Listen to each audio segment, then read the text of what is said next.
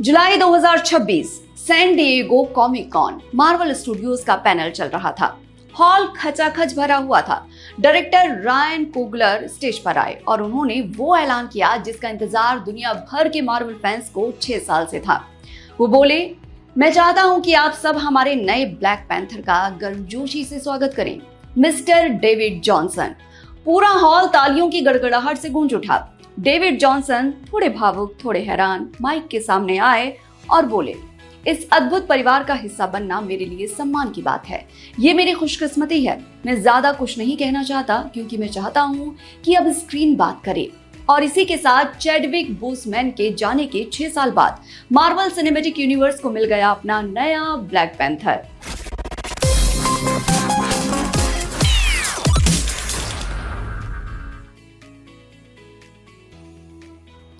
अब सवाल ये उठता है कि ये ब्लैक पैंथर है कौन और इस किरदार की इतनी अहमियत क्यों है।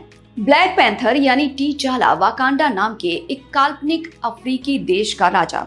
एक ऐसा देश जो टेक्नोलॉजी में दुनिया से कहीं आगे है, लेकिन बाहरी दुनिया से अपनी असली पहचान छिपा कर रखता है। ये किरदार पहली बार बड़े पर्दे पर आया 2016 की film Captain America Civil War में। चैडविक बोसमैन ने इस रोल को निभाया और उसके बाद 2018 में I stand alone film black panther. ये फिल्म सिर्फ एक सुपर हीरो फिल्म नहीं थी, ये एक सांस्कृतिक घटना बन गई। दुनिया भर में 1.3 बिलियन डॉलर की कमाई की, 3 ऑस्कर जीते और मार्वल की पहली फिल्म बनी जिसे बेस्ट पिक्चर के लिए नॉमिनेट किया गया। बोसमैन ने इसके बाद एवेंजर्स इन्फिनिटी वॉर और एवेंजर्स एंड गेम में भी ये किरदार निभाया। लेकिन फिर आई वो खबर जिसने पूरी दुनिया को झकझोर दिया। अगस्त 2020 चैडविक बोसमैन का निधन हो गया। सिर्फ 43 साल की उम्र में वो कोलन कैंसर से जूझ रहे थे और ये बात उन्होंने किसी को नहीं बताई थी, अपने सबसे करीबी लोगों को छोड़कर। वो चुपचाप कीमोथेरेपी और सर्जरी करवाते रहे और साथ ही फिल्में भी शूट करते रहे। उनकी मौत की खबर से पूरी इंडस्ट्री सन्न रह गई। बोसमैन के जाने के बाद मार्वल ने फैसला किया था कि टीचाला के किरदार को दोबारा किसी और एक्टर से नहीं कराया जाएगा। इसकी जगह 2022 में आई ब्लैक पैंथर वाकांडा फॉरएवर में लेटिशिया राइट के किरदार शूरी ने ब्लैक पैंथर की जगह संभाली। टीचाला की छोटी बहन जो एक जीनियस वैज्ञानिक है। इसी फिल्म के आखिर में एक सीन था जहां पता चलता है कि टीचाला का एक बेटा भी है, टूसान, जिसे प्रिंस टीचाला सेकंड के नाम से भी जाना जाता है। उस वक्त ये किरदार सिर्फ एक बच्चे के तौर पर दिखाया गया और अब ब्लैक पैंथर 3 में यही बच्चा बड़ा होकर वाकांडा की गद्दी संभालने की तैयारी करेगा।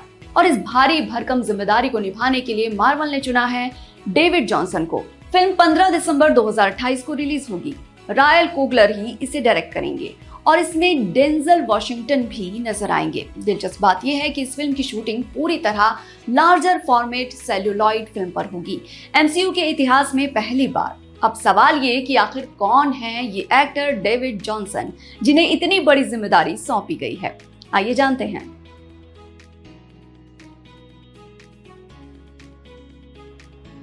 चार सितंबर 1993 लंदन कस्टम हाउस नाम का इलाका, ईस्ट लंदन डॉकलैंड्स के पास, यहीं जन्म हुआ डेविड जॉनसन का। एक मिडिल क्लास परिवार में 4 बच्चों में सबसे छोटे।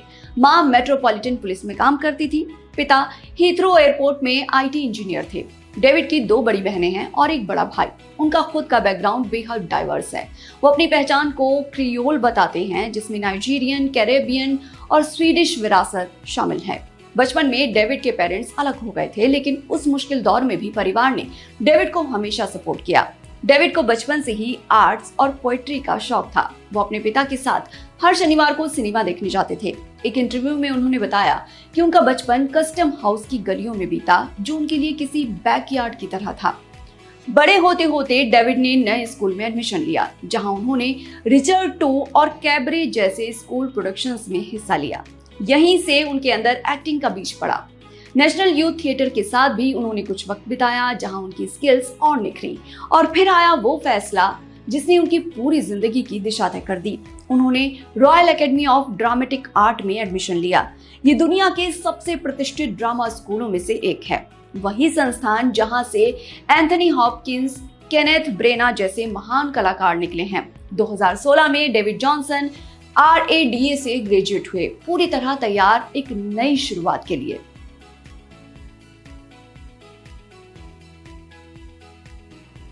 RADA से निकलने के बाद डेविड ने अपना करियर शुरू किया वेस्ट एंड थिएटर से। 2018 में इस्लिंगटन के अल्मीडा थिएटर में उनका एक्टिंग डेब्यू हुआ। इसके बाद उन्हें मौका मिला डेविड टेनेंट के साथ पैट्रिक मार्बर के नाटक डॉन जुआन इन सोहो में काम करने का। ब्रिटिश एक्टिंग की दिग्गज हस्तियों के साथ काम करते हुए डेविड ने अपने क्राफ्ट को निखारा। 2021 में उन्हें एक बड़ा सम्मान मिला। नाटक ब्रीद में उनकी परफॉर्मेंस के लिए उन्हें ब्लैक ब्रिटिश थिएटर अवार्ड से नवाजा गया। थिएटर की दुनिया में डेविड ने अपनी पहचान बना ली थी, लेकिन असली स्टारडम अभी बाकी था।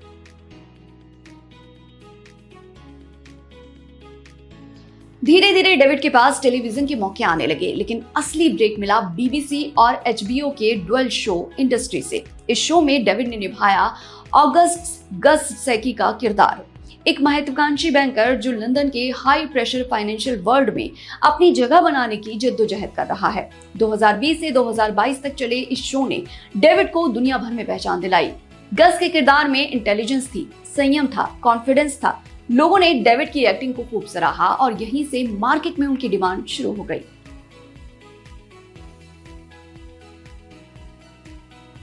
– 2023 में डेविड ने अपना फीचर फिल्म डेब्यू किया रोमांटिक कॉमेडी राय लेन से। इस फिल्म में डेविड ने विवियन ओपारा के साथ डॉम का किरदार निभाया, जो किरदार इंडस्ट्री के गस से बिल्कुल अलग था। सॉफ्ट, वल्नरेबल, रोमांटिक और कॉमिक टाइमिंग से भरपूर। डेविड ने खुद एक इंटरव्यू में बताया था कि यही तो उन्हें एक्टिंग में सबसे ज्यादा पसंद था, एक बड़ी दबंग पर्सनैलिटी से अचानक कुछ सॉफ्ट और सिंसियर किरदार में बदल जाना। दिलचस्प बात यह है कि राय लेन की शूटिंग पेखम में हुई, जो डेविड के घर से बहुत दूर नहीं। इस फिल्म के लिए डेविड को ब्रिटिश इंडिपेंडेंट फिल्म अवार्ड मिला। लोगों ने उन्हें एक चार्मिंग लीडिंग मैन के तौर पर पहचानना शुरू कर दिया।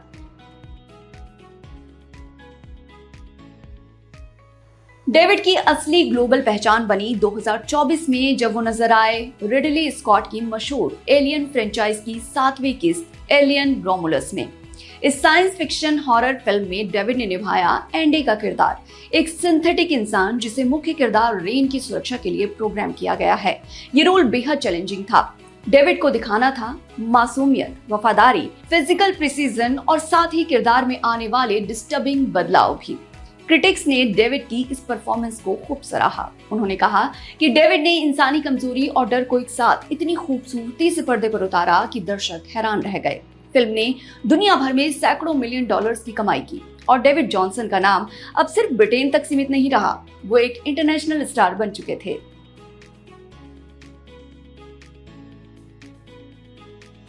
– 2025 में डेविड नजर आए फ्रांसिस लॉरेंस की फिल्म द लॉन्ग वॉक में, जो स्टीफन किंग के उपन्यास पर आधारित थी। कूपर हॉफमैन के साथ इस फिल्म में डेविड ने एक ऐसे युवा लड़के का किरदार निभाया जो एक वॉक टू द डेथ यानी मौत तक चलने वाली प्रतियोगिता में हिस्सा लेता है और इस दौरान एक अनोखी दोस्ती बनती है दोनों किरदारों के बीच। इस फिल्म के अलावा डेविड ने फिल्म बॉर्नहोफर में भी काम किया और अब वो प्रोड्यूसिंग की दुनिया में भी कदम बढ़ा रहे हैं।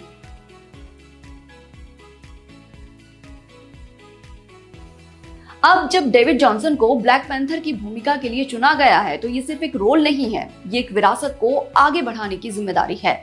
चैडविक बोसमैन ने जिस किरदार को इतनी शिद्दत, इतनी गरिमा से निभाया था, अब उसी किरदार के अगले अध्याय को जिंदा करने की बारी डेविड की है। और दिलचस्प बात यह है कि इस बार कहानी अलग होगी। ये टी चाला की नहीं, बल्कि उसके बेटे की कहानी होगी, एक युवा राजकुमार की, जो बड़ा होकर अपने पिता की विरासत को संभालने के लिए तैयार हो रहा है। ठीक वैसे ही जैसे डेविड खुद थिएटर की गलियों से निकलकर टीवी और फिल्मों में अपनी पहचान बनाते हुए अब हॉलीवुड के सबसे बड़े मंच पर कदम रख रहे हैं। एक छोटे से इलाके कस्टम हाउस से निकला लड़का जो अपने पिता के साथ शनिवार को सिनेमा देखने जाता था, आज उसी सिनेमा की दुनिया का इतना बड़ा किरदार निभाने जा रहा है। डेविड जॉनसन की कहानी सिर्फ एक एक्टर की कहानी नहीं है, ये मेहनत, धैर्य और सही मौके पर सही तैयारी की कहानी है। डेविड ने हर कदम पर अपनी काबिलियत साबित की है। दिसंबर 2028 में जब ब्लैक पैंथर 3 सिनेमाघरों में आएगी, तो पूरी दुनिया देखेगी कि डेविड जॉनसन इस भारी भरकम विरासत को कैसे आगे ले जाते हैं। लेकिन इतना तो तय है कि मार्वल को अपने नए राजा पर पूरा भरोसा है। आज के एपिसोड में इतना ही, फिर जल्दी ही किसी और स्टार की कहानी के साथ होगी मुलाकात।